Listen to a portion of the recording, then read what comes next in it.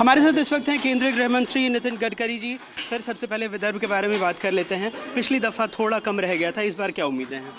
देखो, पिछली बार जनता को गुमराह किया गया था कि भारतीय जनता पार्टी को 400 सीटें मिलेगी तो संविधान बदल जाएगा।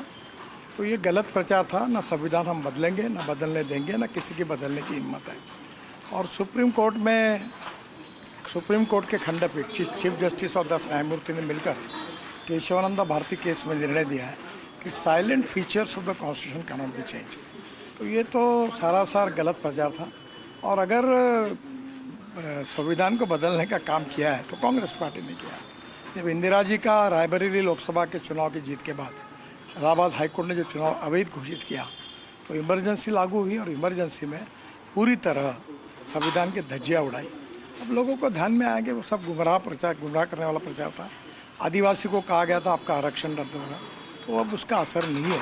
हम लोग अच्छी तरह से जीतेंगे असम में। सर, मध्य प्रदेश में हमने देखा कि लाडली बहना योजना ने कमाल किया। यहाँ पर लाडकी बहना योजना है, लेकिन क्या कपास और सोयाबीन भारी पड़ेगा?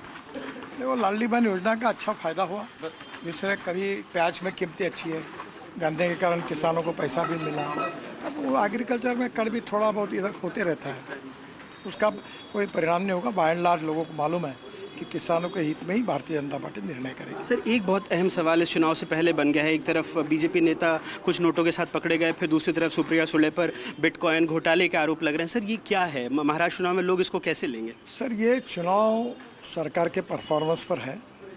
पिछले सरकार ने क्या किया और इस सरकार ने क्या किया, और इसी पे जनता विचार करती है। बाकी बातें मीडिया में उछलते रहते हैं, उसके तरफ ज़्यादा सीरियसली लेके ध्यान नहीं देना। लेकिन बहुत सारे नारे आए, बटेंगे तो कटेंगे, फिर एक से रहेंगे से एक है।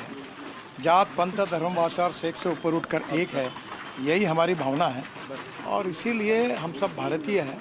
आतंकवाद और नक्सलवाद के खिलाफ हम मिलकर लड़ेंगे, ये इसका भाव है।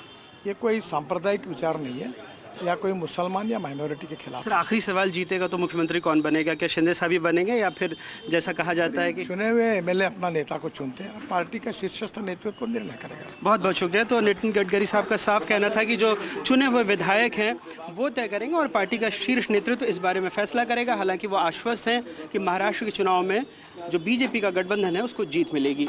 नागपुर से अपने कैमरा सहयोगी रिजवान खान के साथ अनुराग द्वारी, NDTV।